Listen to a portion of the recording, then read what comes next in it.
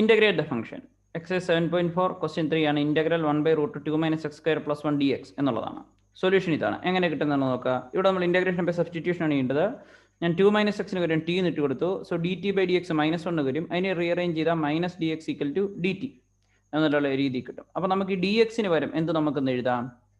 ഈ ഒരു പ്രോബ്ലം എഴുതുകയാണെങ്കിൽ dxന് പകരം നമുക്ക് എന്തെന്ന് എഴുതാം? -dt എന്ന് നമുക്ക് എന്ത് ചെയ്യാം? എഴുതാം. ഓക്കെ, അപ്പം നെക്സ്റ്റ് പേജിലേക്ക് വരുമ്പോഴത്തേക്കും പ്രോബ്ലം മൊത്തം -dt, dxന് വരെ -dt എന്ന് എഴുതി √t² + 1. ഇത് നമുക്ക് സ്റ്റാൻഡേർഡ് ഫോർമുലയാണ്.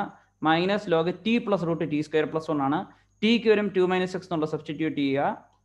കാരണം ഇന്റഗ്രൽ √x² + a² എന്ന് പറഞ്ഞാൽ log x + √x² + a² ആണ്.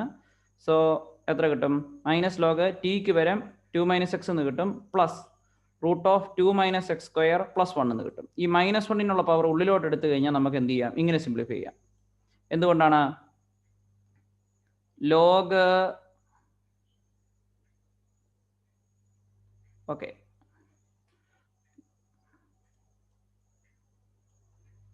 a⁻n എന്ന് പറയുമ്പോൾ എന്ത് വരും? കാരണം ലോഗിന്റെ ഈ ഒരു പവർ നമുക്ക് എങ്ങോട്ട് വരും? ഉള്ളിലോട്ട് വരും. ഓക്കെ, അതുകൊണ്ടാണ് log a⁻m എന്നുള്ളത് എന്തായിട്ട് വരും? log a⁻m എന്നുള്ളത് എന്തായിട്ട് വരും?